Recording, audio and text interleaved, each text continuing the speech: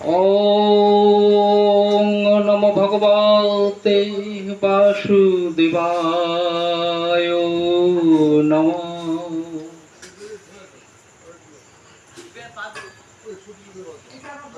রাধা গোবিন্দ প্রেমানন্দে একবার হরি হরি বল, হরি বল, হরি বল, হরি বল।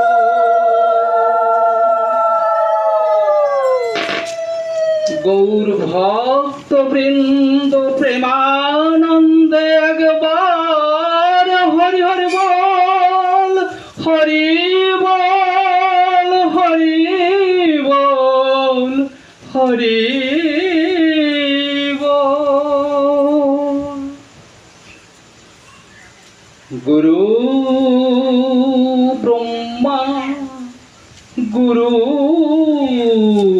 বিষ্ণু গুরুদেব মহেশ্বর গুরুরেব পরম ব্রহ্ম তস্मै শ্রী গুরবে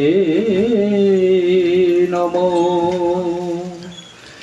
অজ্ঞানতিমিরন্ধস্য জ্ঞানাঞ্জনশলাকয়া চক্ষুরন্মিলিतं যেন তস্मै শ্রী গুরবে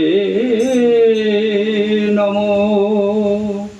বাঞ্ছাকল্পতরুভ্যশ্চ কৃপা সিন্ধুভ্যেব চ পতিতানাং পাবনেভ্যো বৈষ্ণবেভ্যো নমো নমঃ। হে কৃষ্ণ করুণা সিন্ধু দীনবন্ধু জগৎপতে গোপেশ গোপিকা কান্ত রাধা কান্ত নমস্তুতে। বৃন্দায় তুলসীদেবৈ প্রিয়ায় কেশবস্য চ কৃষ্ণ ভক্তি প্রদে দেবী সত্যবতৈ নমো নমঃ। তপ্ত কাঞ্চন গৌরাঙ্গী রাধে বৃন্দাবনেশ্বরী বৃষভানুসুতে দেবী প্রণমামি হরি প্রিয়ে। তমাদিদেবং করুণানিধানং তমালবর্ণং সুহিতাবতারং অপার সংসার সমুদ্র সেতুং ভজামহে ভাগবত স্বরূপম। নারায়ণ নমস্কৃত্য নরচৈব নরোত্তমং দেবীং সরস্বতীং ব্যাসং জয়মুদীরয়তে। হরে কৃষ্ণ হরে কৃষ্ণ কৃষ্ণ কৃষ্ণ হরে হরে হরে রাম হরে রাম রাম রাম হরে হরে। হরে কৃষ্ণ। ভগবান বলেছেন, ভগবানকে উদ্ধব যখন জিজ্ঞাসা করেছিল আপনি কোথায় থাকেন, আপনার স্থানটা কোথায়, কোন জায়গায় আপনি অধিষ্ঠান করেন, ভগবান কি বলেছিল জানেন? ভগবান বলেছিল আমি ভক্তের হৃদয়ে মাঝে। তাই এখানে যত ভক্তবৃন্দ আছে আমি সমস্ত ভক্তবৃন্দ হৃদয় মাঝে অধিষ্ঠিত ভগবান। তাই সকল ভক্তবৃন্দের চরণে আমি দণ্ডবত রাখছি। জানি না গোবিন্দ আমাকে দিয়ে কি করাবে, তবে আপনাদের আশীর্বাদ ভালোবাসা ও আপনাদের চরণ ধুলো যদি আমার মাথায় বর্ষণ করেন তাহলে হয়তো গোবিন্দ কিছু বলালেও বলাতে পারে। হরে কৃষ্ণ নিতাই গৌর সীতানাথ প্রেমানন্দে একবার হরি হরি বল, হরি বল, হরি বল।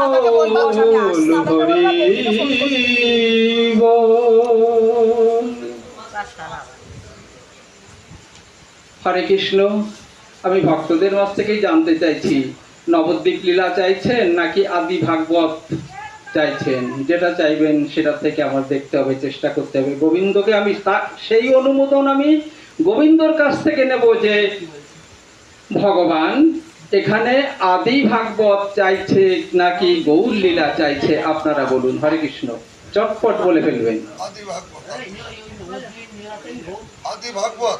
আদি ভাগবত, আচ্ছা। হরে কৃষ্ণ হরে কৃষ্ণ কৃষ্ণ কৃষ্ণ হরে হরে, হরে রাম হরে রাম রাম রাম হরে হরে।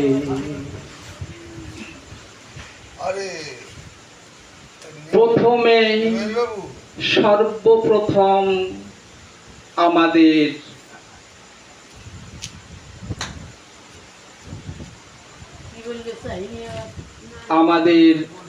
আসে উপনিষদ, তারপরে বেদ, বেদের পরে এসেছিল গীতা, কিন্তু সেই গীতা আমাদের বিস্মৃতির অতল তলে তলিয়ে গিয়েছে। কারণ সেই গীতা ভগবান দান করেছিলেন সূর্যদেবকে, সূর্যদেব দান করেছিলেন তার পুত্র মনুকে, মনু দান করেছিলেন ইক্ষ্বাকুকে, কিন্তু সেই গীতা বিস্মৃতির অতল তলে হারিয়ে যায়। তাই পুনরায় মহাভারতের সময়ে, অর্থাৎ যখন কুরুপাণ্ডবে যুদ্ধ হয়েছিল, তখন ওই যুদ্ধের যে অষ্টাদশ অধ্যায় গীতা নির্মিত হয়েছিল, অর্থাৎ ভগবানের মুখ নিঃসৃত বাণী যে গীতা অর্জুনকে দান করেছিলেন, এবং সেই গীতাই আমাদের মাঝে বিদ্যমান, এবং সেই গীতাই আমরা পঠন পাঠন করে থাকি বা শ্রবণ করে থাকি। তবে একটা কথা আপনারা মনে রাখবেন, যিনি করেন শ্রবণ আর যিনি করেন পাঠ দান, উভয় কিন্তু বাবা সমান পুণ্যবান। জয় নিতাই, জয় রাধে। পাঠ করছে বলে সে গোসাই, আমি শুনছি বলে আমি কেউ নয়, তা না। আপনারা প্রত্যেকেই গোসাই, প্রত্যেকেই আপনারা ভাগবত শ্রবণ করছেন। অতএব যে স্থানে হয় হরি কথা কৃষ্ণ কথা আলাপন, সেই স্থানটি হয় তখন মধুর বৃন্দাবন।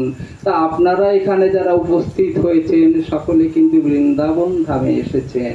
তাই এখানে যারা শ্রবণ করছেন প্রত্যেকেই সৌভাগ্যের অধিকারী। কোটি জন্মের সৌভাগ্য না হলে কখনো কিন্তু কৃষ্ণ কথা কেউ শ্রবণ করে না, করতে চায় না। হরে কৃষ্ণ হরে কৃষ্ণ।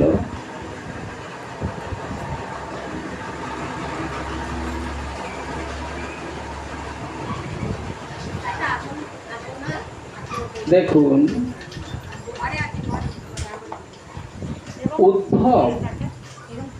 উদ্ধব শ্রীকৃষ্ণকে জিজ্ঞাসা করেছিল যে কৃষ্ণ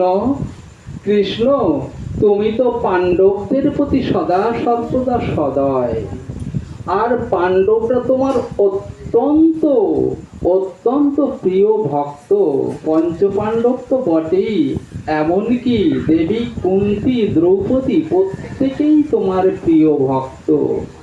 তথাপি তুমি তাদের সহায় থাকা সত্ত্বেও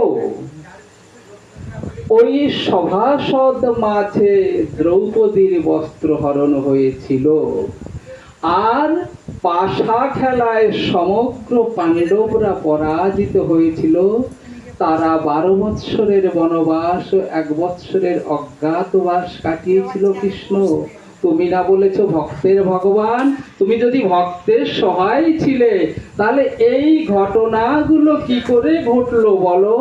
বরং দুর্যোধনরা 100 ভাইরা, ওরা তো সহায় নয়, ওরা তোমাকে একবারও ডাকেনি বা তোমার কথা স্মরণই করেনি, কিন্তু অথচ ওরা মহাভারতের কুরুক্ষেত্রে যুদ্ধ পর্যন্ত ওরা কিন্তু সসম্মানে একেবারে রাজ অভিষেকে রাজ সম্মানে ছিল, কিন্তু যুদ্ধে হয়তো পরাজয় ঘটেছে একথা স্বীকার করছি, কিন্তু সারা জীবনের যে অত্যন্ত যন্ত্রণা, অত্যন্ত দুঃখ, অত্যন্ত নিপীড়ন, এগুলো পাণ্ডবদের সহ্য করতে হয়েছিল। তাহলে কৃষ্ণ, হে ভগবান, তুমি না ভগবান, তুমি তো তাদের সহায় ছিলে, কেন তাদের এই দুর্দশা হলো? ভগবান কি বলছে শোনো, কৃষ্ণ বলছে শোনো, উদ্ধব তোমার কথা সত্য, আমাকে দয়াল হরি বলে কেউ, কেউ কেউ আমাকে বলে ভক্তের ভগবান, ভক্ত হৃদয়ে মাঝে আমি থাকি, আর কেউ বলে আমাকে কান্ডারি, কারণ শেষের দিনে আমি পার করে দিই। আবার সমস্ত কিছুর মধ্যে আমাকেই দেখতে পায় ভক্তরা, একথা সত্য। কিন্তু দেখো, এই ক্ষেত্রে কিছু কথা আলাদা। কেমন আলাদা?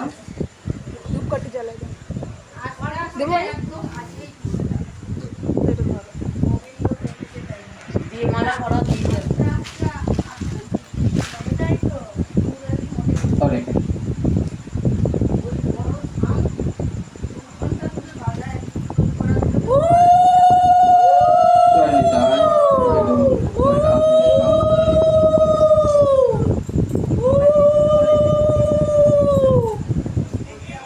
যখন পাশা খেলার আমন্ত্রণ জানিয়েছিল যুধিষ্ঠির মহাশয়কে, তা যুধিষ্ঠির মহাশয়কে আমন্ত্রণ জানিয়েছিল একথা সত্য, কিন্তু যুধিষ্ঠির মহাশয় একবারও কৃষ্ণের শরণাপন্ন হয়নি যে আমি এই পাশা খেলায় অংশগ্রহণ করব কি করব না। এটা তাহলে আমি কৃষ্ণের কাছ থেকে একটু অনুমতি নিয়ে নিই না, তা নেয়নি। বরং এই ক্ষেত্রে দুর্যোধন নিজে পাশা না খেলে পাশা কার হাতে দিয়েছিল? মামা শকুনির হস্তে অর্পণ করেছিল। তা এখানে দুর্যোধন যুধিষ্ঠিরের থেকে এগিয়ে। কেন এগিয়ে? কারণ শকুনি তার মামা গুরুজন, সেই গুরুজনের কাছে ন্যস্ত হয়েছিল এবং মামার হস্তে দিয়েছিল, মামা তুমি পাশা খেলো, আমি খেলবো না। কিন্তু যুধিষ্ঠির তো একবারও বলেনি যে হে কৃষ্ণ করুণা সিন্ধু, এই পাশা খেলা আমি খেলবো কি খেলবো না, এবং যদিও বা খেলি তুমি আমার সঙ্গে থাকো, কিংবা আমি খেলতে চাই না তুমি খেলো, তা কিন্তু একবারও বলেনি। বরং আমি উপযাচক হয়ে গিয়ে বলেছিলাম যে দাদা যুধিষ্ঠির, এইখানে কি হচ্ছে, এখানের বিষয়টা কি, পাশা খেলা কেন হবে, কিসের পাশা? বলছে কৃষ্ণ, এ ব্যাপারটা তুমি বুঝবে না, এটা রাজাদের ব্যাপার, তো রাজধর্মীয় ব্যাপারটা তুমি বুঝবে না, তুমি এখানে প্রবেশ করো না, তুমি যতক্ষণ পর্যন্ত এই পাশা খেলা চলবে ততক্ষণ তুমি বরং দ্বারকায় গিয়ে বিশ্রাম নাও। তাহলে দেখুন যুধিষ্ঠির, সত্যবাদী যুধিষ্ঠির সেই মুহূর্তে কি করেছিল? এই সত্যবাদী যুধিষ্ঠির সেই মুহূর্তে কৃষ্ণকে বিদায় করে দিয়ে বলেছিল তুমি দ্বারকায় গিয়ে বিশ্রাম নাও, এখানে যা হচ্ছে হতে দাও, এটা তোমার দেখার বিষয় না, কারণ এটা রাজাদের রাজপুত্রদের ব্যাপার, এটা সম্পূর্ণ আভ্যন্তরীণ ব্যাপার, এখানে কৃষ্ণের কোনো ব্যাপার না। তাহলে হরে কৃষ্ণ, আমি নিজে এগিয়ে গিয়েও আমি যুধিষ্ঠিরের কাছে পৌঁছাতে পারিনি, যুধিষ্ঠিরের কাছে পৌঁছাতে পারিনি। কিন্তু দুর্যোধন ন্যস্ত করেছিল কার কাছে? শকুনির কাছে। সেই পাশায় যখন যুধিষ্ঠির হেরে যায়, হেরে তো যাবেই, এবং হেরে যাওয়ার পরেও কিন্তু কৃষ্ণকে স্মরণ করেনি, একবার এক একটা বাজি ধরেছে, ভাইদের বাজি ধরেছে, রাজ্যের বাজি ধরেছে, বিষয় সম্পদের বাজি ধরেছে, কিন্তু কখনো কৃষ্ণকে স্মরণ করেনি। হে কৃষ্ণ, আমি কি এই বাজিগুলো ধরবো? আমি কি সমস্ত কিছু বন্ধ রাখবো? এমনকি দ্রৌপদীকেও যখন বাধা রাখে, তখনও কিন্তু সে কৃষ্ণকে খেয়াল করেনি বা কৃষ্ণকে অনুসরণ করেনি। তাহলে এখানে আমার দোষ কোথায়? সমস্ত ভক্তের মাঝে আমি বিরাজমান, এ কথা সত্য, অবশ্যই সত্য। কিন্তু একটা কথা মনে রাখবেন, মা আর শিশুর সম্পর্ক অত্যন্ত নিবিড়, কিন্তু সেই মাও কিন্তু, শিশু যদি না কাঁদে, সেই মাও কিন্তু শিশুকে দুগ্ধ দান করে না। তাকে তাকে যে তাতে খিদে পেয়েছে, তার কান্নায় সেটা প্রমাণ করে। তখন তখন তার মা তাকে ডেকে ক্ষুধার অন্ন যোগান দেয়। কিন্তু আমি উপযাচক হয়ে গিয়েছিলাম, তখনও তো যুধিষ্ঠির আমাকে কিছু বলেনি, আমাকে অনুসরণ করেনি, আমাকে ওখানে উপস্থিত থাকতে বলেনি। যদি বলতে পারতো যে পাশা আমি খেলবো না, কৃষ্ণ তুমি পাশা খেলো। এবার আমি যদি শকুনির সঙ্গে পাশা খেলতাম, শকুনির সঙ্গে পাশা আমি একবার খেলেছিলাম, সে প্রসঙ্গে আমি পরে আসছি। হরে কৃষ্ণ। এবার কি করেছে শুনুন।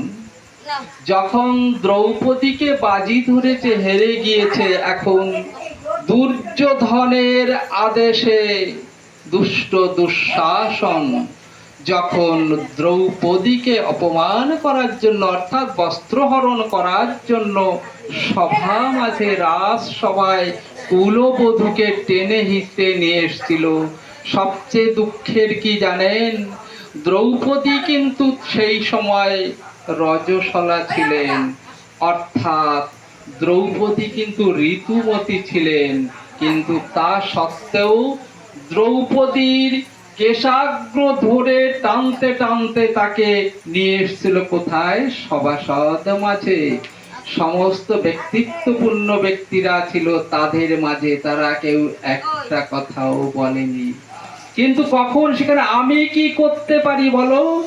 যখন দ্রৌপদী দেখছে সভাসদ থেকে কেউ আমাকে কিছু বলবে না, কেউ কিছু করবে না, তখন একমাত্র দ্রৌপদী আমাকে স্মরণ করেছিল, কোথায় হে গিরিধারী, কোথায় চক্রধারী হে কৃষ্ণ, তুমি ছাড়া এই পৃথিবীতে আমার আর কেউ নেই, একমাত্র তুমি পারো আমার সম্ভ্রম রক্ষা করতে, তাছাড়া কারুর পক্ষে সম্ভব না। তথাপিও আমি দ্রৌপদীর দান কতটুকু আছে?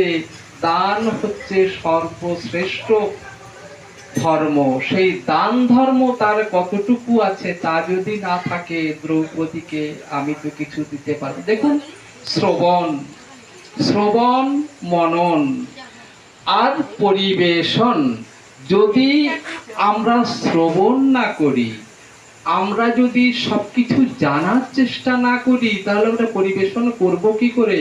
অর্থাৎ বিষয়টা কি, আমি যদি আমার শস্য গোলাজাত না করি, আমি অন্যকে শস্য দান করব কি করে?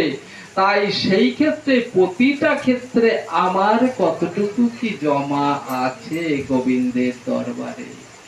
আমার যদি কিঞ্চিত জমা থাকে গোবিন্দের দরবারে, তার শতগুণ দান গোবিন্দ কিন্তু আমাদের করতে পারে, এবং করার জন্যই সে বসে আছে। এমন বহু প্রমাণ আছে।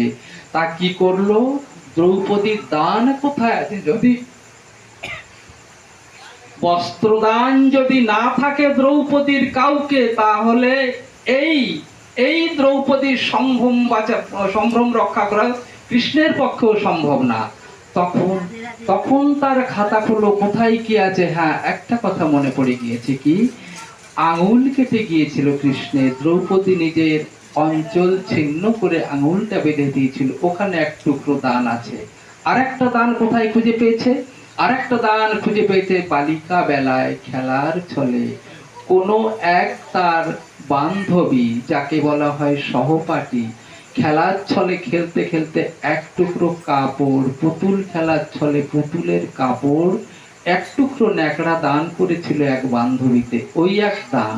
এই দুটো দান যখন পেয়ে গেল, আমি পেয়ে গেছি, আমি পারবো দ্রৌপদীর সম্ভ্রম রক্ষা করতে। তখন ভগবান কি জানেন, আমরা যা গচ্ছিত রাখি তার থেকে ভগবান আমাদের দেয়। আমরা যদি কিছু গচ্ছিত না রাখি, ভগবান আমাদের কিছু দিতে পারে না। এবার গচ্ছিতটা কেমন রাখবো? আমরা তাকে দেব ভক্তি, আর এই ভক্তির বিনিময়ে ভগবান, তবে ভক্তির অনেক লাইন আছে, অনেক সংজ্ঞা আছে, অনেক কিছু আছে। ভক্তি কেমন, কেমন ভক্তি হতে হবে? দেখুন, ভক্তি মানে আড়ম্বর নয়, ভক্তি মানে বিশাল কিছু প্রসাদের আয়োজন নয়, ভক্তি মানে সারা বাড়ি সাজিয়ে মাইক বাজিয়ে কীর্তন করা নয়, ভক্তি মানে সর্বাঙ্গে তিলক কাটা নয়, ভক্তি মানে আমি প্রত্যেকদিন নিরামিষ খাই তা নয়, আর ভক্তি মানে আমি সকালবেলা উঠে চান করে এসে আমি আগে ঠাকুরকে প্রণাম করি, ওটা ভক্তি নয়। ভক্তি কি জানেন? এই ঘন ঘন চান করিলে তাতে যদি হরি মেলে, তবে মাছেরা তো রাতারাতি করতো হরির দর্শন। মাছেরা কি করে? জলে থাকে তো। যদি আমি দিনে 3বার 4বার চান করি, আমি ভক্ত মানুষ, তাহলে তো ভগবানকে পেয়ে যাবো? কখনো না। তাহলে মাছেরা কি করবে? মাছেরা তো সঙ্গে সঙ্গে ভগবানকে পাবে, ওটা জলে থাকে। আমিষ ছেড়ে নিরামিষ খাইলে তাতে যদি হরি মেলে, তৃণভোজী জীব জন্তুরা করতো হরির দর্শন। তাহলে তৃণভোজী জীবজন্তু মানে কি? ছাগল, গরু, ভেড়া, ঘোড়া, এরা তো কোনোদিনও মাছ খায় না, খায়? জীবনেও খায় না। তাহলে এরা তো কি করতো? সঙ্গে সঙ্গে ভগবানকে পেয়ে যেত? পেতো না তো।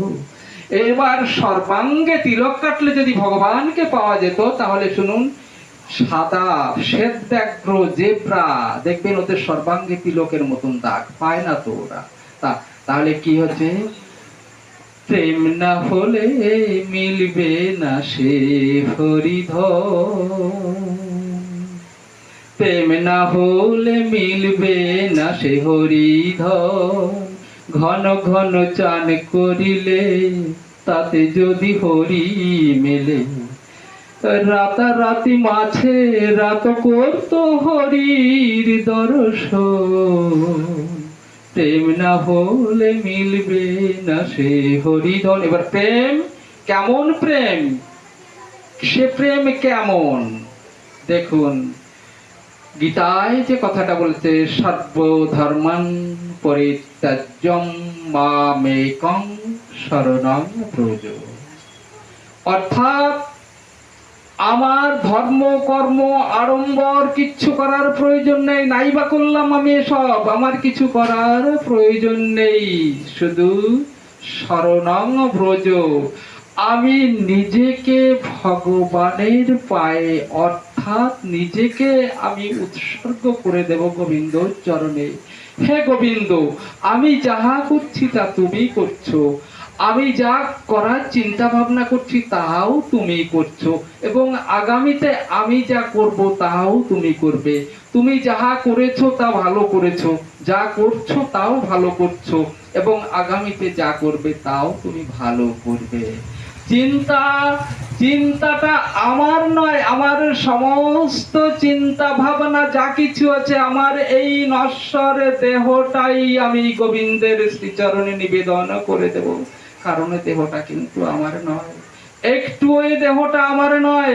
যখন গোবিন্দ আপনাকে ধরাধামে পাঠিয়েছিল, আমাকে যখন ধরাধামে পাঠিয়েছিল, কি বলেছিল জানেন? বলেছিল, শোনো বাপু, তোমাকে ওখানে পাঠাচ্ছি তো, তুমি যাও। তুমি যাওয়ার পরে তোমার দুটো কাজ আছে। কি কাজ?